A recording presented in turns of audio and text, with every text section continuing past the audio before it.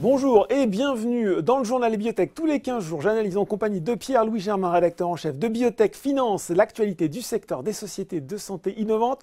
Au programme pour ce numéro, le point d'actualité avec des nouvelles tout d'abord de la NASH. On parlera également de Bone Therapeutics.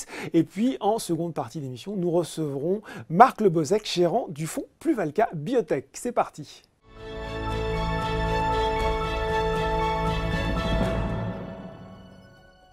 Et on commence ce point d'actu avec Pierre-Louis Germain, rédacteur en chef de Biotech Finance. Bonjour Pierre-Louis. Bonjour Laurent. Alors on commence avec une bataille juridique. Enfin, il y a du grabuge un petit peu pour Supersonic Imagine. On rappelle un petit peu, c'est la société qui commercialise ces échographes de nouvelle génération, hein, extrêmement performants, c'est ça? Explorer, voilà. Explorer, c'est le nom de ces échographes. Donc la semaine commence assez mal pour cette medtech basée à Aix-en-Provence, puisque la société américaine Verasonics a porté plainte contre Supersonic devant un tribunal américain. Une société américaine, c'est ça, Verasonic. C'est une petite société américaine qui fait des logiciels, des solutions pour l'exploitation des données d'ultrasons. Donc une société technologique qui a apporté des briques technologiques à Supersonic, avec laquelle la société... donc ils ont été partenaires. De 2006 à 2014. D'accord. Voilà, puis l'accord de licence exclusif a pris fin. Et aujourd'hui, Verasonic, plus de 3 ans après cet accord, porte plainte pour violation des brevets, violation des secrets professionnels, et demande, outre des dédommagements financiers, demande à ce que la commercialisation de l'Explorer soit suspendue. Sur le marché américain ou partout? Dans le monde entier. Dans le monde entier. Voilà, après, en fonction de la compétence du tribunal. On s'inquiète? Alors, on s'inquiète, il est trop tôt. D'abord, on n'a pas les éléments, on ne sait pas très bien. 3 ans après, c'est un peu... Plus de 3 ans, après. On ne sait pas quelles pièces ils ont en main, on ne sait pas non plus. Supersonic Imagine n'a pas dit non plus. Ils ont communiqué, Supersonic, là-dessus? Ils ont simplement contesté avec vigueur les accusations et affirmé évidemment qu'ils se défendraient. Bon, rien de très original derrière tout ça. De toute façon, tant qu'un juge n'a pas le dossier en main, il n'y aura pas d'injunction, comme on dit en anglais, c'est-à-dire de suspension de la commercialisation du produit, hein, qui vient de franchir la barre des 2000 Explorers vendus dans le monde. Hein. C'était il y a quelques jours avant, la société faisait cette annonce, ça tombe mal. En revanche, le problème qu'il y a, c'est que Supersonic Imagine comptait beaucoup sur le marché américain en 2018. C'est une de leurs axes stratégiques prioritaires. Hein. Voilà, ils ont changé de partenaire plusieurs fois dans ce pays. En 2017, ils ont réorganisé leur force de vente, voilà, avec une nouvelle stratégie, avec de nouvelles équipes. Ils ont fait un chiffre d'affaires en 2017 avec une croissance un peu inférieure à 10% qui était décevant. Donc l'année 2018, c'était vraiment une année de reprise, de relance de la dynamique commerciale, notamment sur le marché américain. On ne sait pas quelles conséquences peut avoir cette plainte sur l'image du produit, sur la capacité des commerciaux à aller le vendre, hein, sachant qu'il y a un petit peu... Ça, il plane un petit peu, voilà, cette épée de Damoclès. Menace, voilà. Bon, on va surveiller ça. On a aussi beaucoup parlé de NASH cette semaine. Alors on rappelle, hein, la stéatose non alcoolique du foie, cette pathologie désormais connue par tous les investisseurs en biotech parce que bien sûr c'est le domaine dans lequel intervient GenFit, mais pas que, hein, visiblement, puisque là ça a été le feu d'artifice. C'est effectivement ce qui nous a amusé ces dernières semaines, c'est de voir beaucoup de publications relatives à la NASH de la part de Poxel, hein, qui a annoncé la publication de données précliniques pour son produit en développement dans la NASH, hein, qui est en phase 1, qui est déjà en phase clinique. On a aussi Enio Pharma, qui est une société française non cotée, mais qui a sous licence un autre produit de Poxel également développé dans la NASH. On a également Serenis qui nous a annoncé le lancement d'une nouvelle phase dans son étude de développement dans la NASH avec un autre produit. Alors, ça nous a un petit... Ôtez-moi d'un doute là, ils sont combien maintenant dans la NASH, Pierre-Louis? Alors, on peut rajouter Inventiva qui est en phase 2, GenFit qui est la plus avancée actuellement. En phase 3, on le rappelle. En phase 3, on a aussi Supersonic Imagine qui développe du diagnostic. Et puis, on a Genkyotek qui n'est pas encore dans la NASH, mais qui est dans une maladie, la cholangite biliaire primitive, une maladie rare qui, on sait, peut fournir un peu une preuve de concept. En tout cas, GenFit et Intercept, les leaders de la NASH, sont dans cette maladie. Donc, on pense que Genkyotek, à un moment, va sortir du bois. Ça fait beaucoup de monde. Alors, la NASH, les chiffres, on les connaît, 10 millions de patients potentiels dans le monde, un marché de 20 à 40 milliards de dollars. Ça fait rêver beaucoup de sociétés. Pas de traitement. Pas de traitement, donc le premier qui arrive... On se dit que ça fait bien d'en avoir dans son portefeuille, quoi. Voilà, on voit ces big pharma qui dépensent beaucoup d'argent pour s'offrir des biotech ou des produits.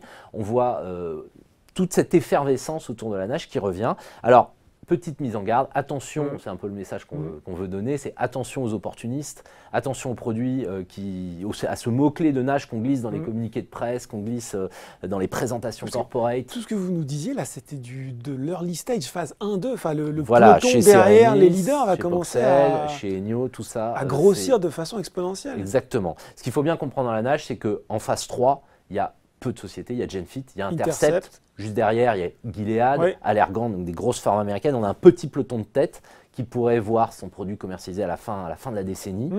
Déjà en phase 2, où on a Inventiva, on a recensé plus d'une vingtaine de candidats médicaments en développement en phase 2. Pour ce qui est des phases 1 et de la préclinique, on ne dénombre plus. Il y en a énormément. Il n'y aura pas de la place pour tout le monde. Donc voilà, attention. Gare aux effets de mode. Gare aux effets de mode et puis gare aux opportunismes. Bon, et on termine ce point avec votre coup de cœur, c'est Bone Therapeutics cette semaine. Voilà, alors Bone Therapeutics, c'est une biotech belge qui développe des thérapies cellulaires pour la reconstruire les os, on peut le dire. Exactement, voilà, exactement. Donc, maladie osseuse ou traumatisme et fracture compliquée ou qui met du temps à se remettre. Et c'est notre coup de cœur parce que la société vient de lever presque 20 millions d'euros, alors en 2 temps avec des obligations convertibles. Ils avaient eu une petite mésaventure fin décembre. Voilà, il y a 2 mois, ils ont eu une grosse mésaventure, même puisqu'ils ont annoncé une augmentation de capital et l'arrivée d'un partenaire industriel, une filiale du groupe russe Farm Standard. Et puis le lendemain, annulation de l'opération. Ouais. Le partenaire industriel s'en va sans préavis, sans explication. Voilà, c'était un petit peu le coup dur, sachant que Bone Therapeutics a eu une année préalablement qui était difficile. La société a redonné Ils se sont recentrés sur les produits allogéniques. Ils développaient des thérapies cellulaires autologues. Ils sont recentrés sur l'allogénique. Rappelez-nous brièvement la différence allogénique-autologue. Comme dans les CAR-T, l'autologue, c'est des cellules qu'on prélève chez le patient, qu'on retraite, qu'on recultive, qu'on rééduque et qu'on lui réinjecte. L'allogénique, c'est du sur-étagère, quoi, en gros. Voilà, c'est des produits qui sont faits à partir de dons anonymes et puis qui sont prêts à l'emploi. Et donc, c'est plutôt ça l'avenir. C'est ça l'avenir, c'est ce que s'est dit Bone Therapeutics. Le problème, c'est que les produits autologues étaient plus avancés, donc les investisseurs ont sanctionné ce changement. Donc un recentrage sanctionné, un partenaire qui vous lâche un financement. Et pourtant, et aujourd'hui, une belle opération financière. Il y a eu aussi l'an passé de bons résultats avec les premiers produits allogéniques de Bone Therapeutics. Donc voilà, la société repart. Elle repart sans doute sur de bons rails avec peut-être un gap de valorisation lié au fait qu'on a plus sanctionné le décalage de calendrier que le potentiel commercial des produits allogéniques, qui est sans doute l'élément clé à retenir dans ce dossier. Bon, on va suivre ça. C'est l'interview tout de suite dans le journal des biotech.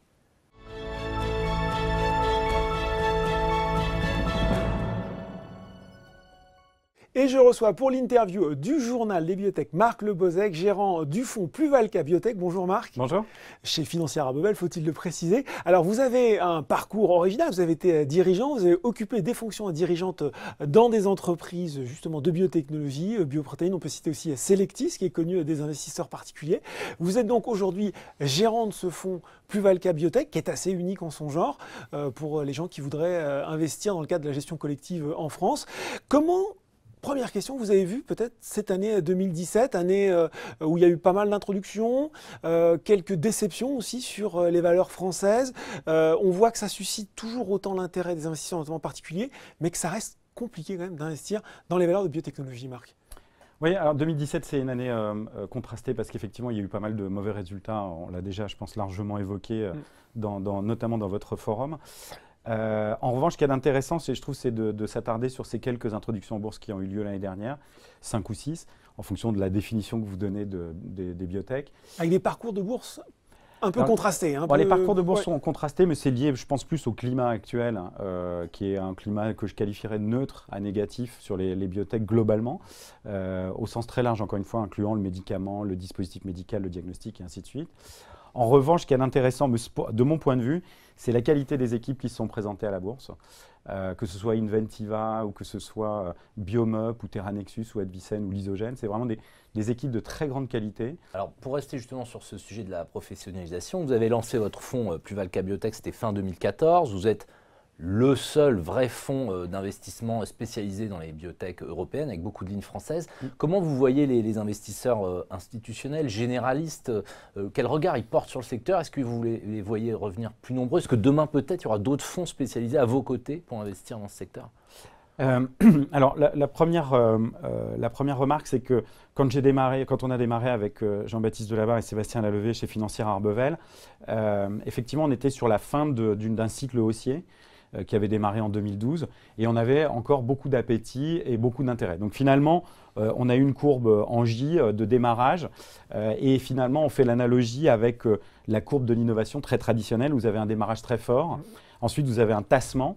Donc les premiers, ce sont les early adopters, donc les premiers adopteurs d'une nouvelle technologie, d'un nouveau produit. Il y a un tassement et clairement on est dans ce tassement aujourd'hui et on espère effectivement connaître, comme toutes les grandes innovations, un rebond derrière pour pouvoir aller à plusieurs centaines de millions d'euros parce qu'on a tout à fait la capacité de gérer dans ce fonds-là plusieurs centaines de millions d'euros. On est passé donc de cette période extrêmement enthousiaste, 2012-2015, qui s'arrête à l'été 2015. Le vrai coup d'arrêt, c'est d'abord de la macroéconomie en août 2015 et puis le début de la campagne américaine entre Clinton et Trump, où Hillary Clinton, dans un tweet, dit « Si je suis élue présidente, je baisserai le prix des médicaments ». Et là, on a une correction de 30% qui suit en fait 4 ou 5 années de hausse. Là, c'est les généralistes qui sont sur la… Là, tout le monde est sorti. Voilà. Tout le monde est sorti, les généralistes sont sortis. Et moi, je suis un indice qui est publié par Raymond James qui publie toutes les semaines les entrées et les sorties de fonds spécialisés aux US. Il suit une centaine de fonds pour environ 60 milliards de dollars gérés, ce qui vous donne la profondeur de marché aux États-Unis. On voit bien qu'il y a une sortie massive en 2016 de l'ordre de 7 milliards à 7 milliards et demi, là où en 2014 et en 2015, respectivement, il y avait 4 milliards et 4 milliards et demi, presque 5 milliards de collecte. Ça reprend depuis? Alors, là, c'est la vraie question. Ouais. Donc, septembre 2015, c'est une vraie correction. Ensuite, on a une sorte d'hiver nucléaire qui s'achève en mars-avril 2017, donc c'est très long, ce qui fait qu'on a une très mauvaise année boursière 2016. Et puis, on a deux pics en 2017 aux US, mais le soufflet retombe un peu. Et il n'y a pas d'entrée de nouveaux capitaux. On est flat sur 2017. Donc c'est encore l'attentisme un petit peu. Oui, alors Ouais. je pense qu'on est dans une situation neutre à négative. On est passé de très négatif à neutre. Pas complètement neutre. C'est déjà mieux. Et alors, ce qui est intéressant, c'est qu'en Europe, en fait, on a eu une petite appréciation, mais il faut vraiment, alors évidemment, je plaide pour ma paroisse, mais il faut vraiment faire du stock picking. Parce qu'effectivement, si vous prenez les indices, vous allez avoir beaucoup de difficultés. Ou si, à contrario, vous êtes un particulier et que vous voulez prendre une ou deux valeurs, vous prenez un risque qui est démesuré parce qu'il faut avoir une telle connaissance des entreprises qu'il est rare qu'un particulier ait vraiment cette connaissance-là. Moi, je voulais vous interroger sur deux participations importantes du portefeuille. La première, c'est Selectis, qui est la principale, et puis Biomap, une société qui est entrée en bourse en fin d'année dernière. Qu'est-ce que vous en attendez pour 2018 sur ces deux valeurs-là ? Alors, pour Selectis, il y a plusieurs événements, puisque comme vous le savez, c'est une société un peu protéiforme qui a à la fois une activité thérapeutique et une activité plante. Alors, ils ont spin-off. Voilà, ils ont filialisé leur activité plante qu'ils ont cotée au Nasdaq. Alors, il y a plein de gens qui sont un petit peu moqués. Moi, je trouve ça assez remarquable. C'est une entreprise qui aujourd'hui vaut plusieurs centaines de millions de dollars, alors qu'il y a encore quelques années, on n'en aurait pas donné cher. Donc, je trouve que le parcours est remarquable. Cette filiale plante, dont Selectis détient encore 80%, a le potentiel de commercialiser son premier produit cette année, en fin d'année. Donc, c'est une huile de soja qui a des qualités, des vertus thérapeutiques, ou en tout cas un argument santé très fort, qui est lié en fait à la présence très forte d'acide oléique dans le soja. Donc ça, c'est un bel enjeu, un très bel enjeu commercial, puisque c'est un marché de plusieurs milliards, voire plusieurs dizaines de milliards, dans lequel cette entreprise va s'inscrire, avec un mode de commercialisation qui est extrêmement différent d'un médicament, parce qu'en fait, il y a un marché spot pour à la fois l'huile de soja et puis les résidus c'est pas ce qu'on connaît le plus de Selectis d'ailleurs, si non, vous nous non, parlez. Non. Mais cette boîte-là a déjà le potentiel à elle seule de valoir plusieurs milliards de dollars. Donc du chiffre d'affaires dès l'année prochaine. Et ça peut être plusieurs centaines de millions de dollars de chiffre d'affaires. Dans le domaine thérapeutique, qu'est-ce qu'on attend pour 2018 chez Selectis ? C'est, de mon point de vue, essentiellement la vitesse d'acquisition de nouveaux patients. Alors on appelle ça le recrutement. C'est pas très élégant comme terme, mais c'est le terme consacré. Donc la vitesse de recrutement des patients est un élément clé pour moi. Pourquoi ? Parce que je suis intimement convaincu que cette technologie, si elle arrive à démontrer sur 50-60 patients qu'elle a les mêmes résultats que la technologie concurrente qui vient d'obtenir ses autorisations de commercialiser en fin d'année dernière, elle remplace très rapidement. Là, c'est ce qui manque chez Selectis, c'est-à-dire plus de patients pour lever un peu les doutes qui ont été… Il n'y a pas de doute en réalité quand vous regardez les résultats sur la vingtaine de premiers patients. À 28 jours, les résultats sont similaires à ceux de Novartis, à ceux de Kite, qui a été racheté par Gilead pour 12 milliards, et à ceux de Juno, qui a été racheté par Celgene en début d'année pour 9 milliards. Et juste pour mémoire, Selectis vaut 1 milliard. Donc vous voyez que là, il y a un espace. Je ne parle pas de l'activité plante, là, je parle que de l'activité thérapeutique. Alors, un mot peut-être sur Biomup. C'est déjà allé assez vite pour Biomup, quelques mois après l'introduction en bourse. Une AMM, une extension des capacités de production, une nouvelle levée de fonds. Qu'est-ce qu'on attend encore en 2018 ? Cette année, je pense que la société va communiquer à la fois sur l'augmentation de sa capacité de production et puis l'extension de son portefeuille de produits. Parce qu'elle a de la réserve, elle a un portefeuille derrière, un pipeline comme on dit. Donc pour l'instant, c'est assez monoproduit quand même. C'est très monoproduit. Elle le reconnaît, Étienne Binan, le remarquable dirigeant de Biomup, le reconnaît lui-même. C'est très monoproduit. Mais disons que l'aventure industrielle est en cours et ils ont franchi une étape qui est très très haute. Il faut en avoir conscience. Ce n'est pas du tout salué dans le cours de bourse, mais ça c'est la vie, hein, c'est comme ça. Il y a sans doute des gens ça avait pas mal performé en 2017, c'est un peu retombé depuis, mais oui, alors sans doute la sortie ouais. de gens qui n'est pas coordonnée, qui est un des défauts de ces entreprises-là. Ouais. Marc, qu'est-ce qu'on souhaite en 2018 ? De nouvelles introductions dans le secteur, une première vraie success story française ? Une première vraie success story, je pense que ce sera compliqué pour 2018, je pense qu'il faut plutôt attendre 2019. D'accord. Des intros, écoutez, curieusement, cette année, on n'en a pas eu au premier trimestre. Enfin, il reste encore 15 jours pour la fin du premier trimestre, mais on n'en a pas eu, ce qui est extrêmement rare. On se faisait la réflexion avec Pierre-Louis, parce qu'on est dans le secteur depuis longtemps. Je ne suis pas sûr qu'au cours des 10 dernières années, il y ait eu un premier trimestre d'une année sans intro. Donc ça, c'est assez surprenant. Apparemment, il y a effectivement une file d'attente qui est assez importante. On tape à votre porte aujourd'hui pour des… On tape un peu systématiquement à notre porte parce qu'on est le seul acteur, malheureusement, à investir dans des sociétés cotées européennes dans le domaine. Voilà. Il y a d'autres acteurs qui sont des gens de très grande qualité, chez Pictet, en Suisse, chez Pictet, UBS, Crédit Suisse, chez Polar Capital au UK. Mais quand vous regardez en fait la composition de leur portefeuille, il est à 95% composé de valeurs américaines. Alors c'est un tout petit peu en train d'évoluer là récemment. On voit arriver des lignes européennes. Françaises ? Pas encore. Non, on voit du Genmab, on voit du Galapagos, on voit du Morphosis. Mais pour l'instant, c'est pas encore complètement intégré. En revanche, donc malheureusement, nous sommes le seul acteur à proposer un OPCVM qui, avec une valorisation quotidienne éligible au PEA, qui permettent d'investir dans un panier de 30 à 50 valeurs. Alors, 30 à 50 valeurs, c'est en fonction de la météo boursière. Là, c'est une météo qui est un peu compliquée, donc on est plutôt resserré sur des très grosses convictions. Et effectivement, quand la météo s'améliore, ou quand elle va s'améliorer, parce qu'elle ne manquera pas de s'améliorer, on pourra monter jusqu'à 50 valeurs. Donc, alors, pour cette année 2018, le mot de la fin, qu'est-ce qu'on se souhaite ? De belles valeurs qui rentrent en bourse ? Je pense que ce qu'on peut souhaiter, c'est que effectivement, on ait des belles introductions en bourse. On peut, cette année, à l'opposé de 2017, avoir des belles surprises, quelques belles surprises cliniques. Je ne pense pas qu'il y ait, en France, en tout cas, une grande histoire qui émerge, une société qui… Il faudrait encore être patient, visiblement, quand on vous écoute. Je pense que c'est 2019. 2019, ça va être une très belle année. Et je pense que du coup, investir en 2018, c'est pas idiot parce qu'effectivement, on est encore dans une zone dans laquelle les valorisations sont basses. Et on a un potentiel d'appréciation des cours qui est très significatif parce qu'on a un écart de valeur avec les États-Unis qui est gigantesque. Et pour autant, on a des boîtes qui arrivent à maturité maintenant et qui pourraient tout à fait prétendre à des belles valorisations. Je prends un exemple, une boîte européenne qui vient de se faire racheter en début d'année, dont on détenait, nous, une part significative du capital, qui s'appelle Tigenix, qui a été rachetée pour une valorisation un peu inférieure à 600 millions d'euros. C'est une boîte qui, aux États-Unis, aurait été vendue plusieurs milliards.